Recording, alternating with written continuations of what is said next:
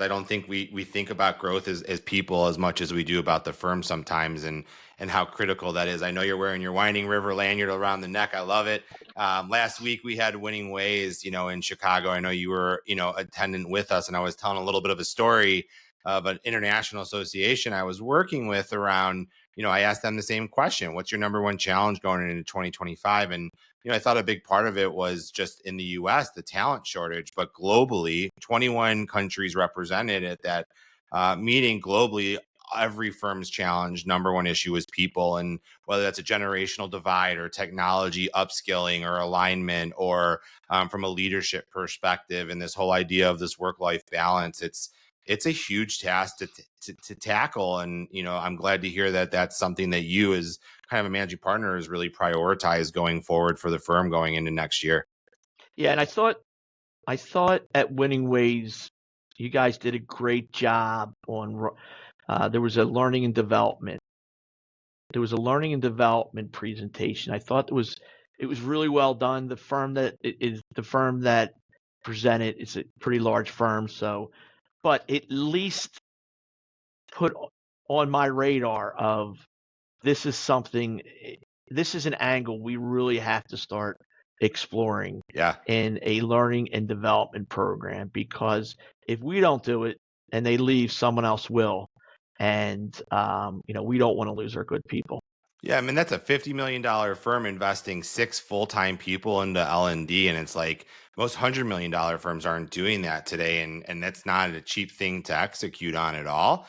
But to your point, gives a lot of visibility or ideas of what's happening. And the other big takeaway that I love is, we never think about this, but in your role, and your role as a leader, it's you make the weather.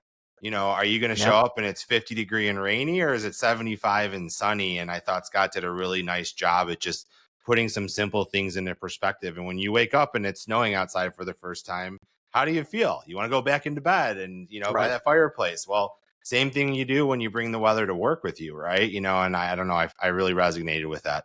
No, I think it was a great concept in that it's just it's a mindset that as leaders we set the tone. If we walk into the office in the morning and it's 50 and rainy, they those that you walk by feel it. If it's 80 and sunny, they get a nice optimistic feel to it, and I think it resonates throughout the firm.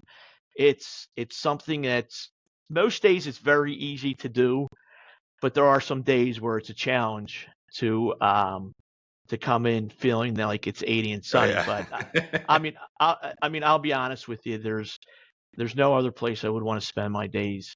I'm surrounded by like so many talented individuals, and I love working with them. I love collaborating with them, and most of all, I love seeing them succeed. Well, I always love our conversations as well. You always make me smile and always learn something Mhm. new about what you're doing to get there.